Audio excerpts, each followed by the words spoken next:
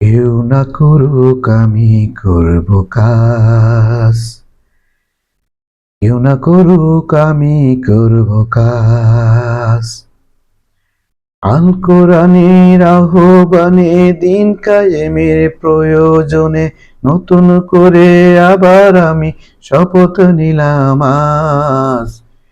কেউ না করুক আমি করব কাজ, কেউ না করুক আমি করব কাজ।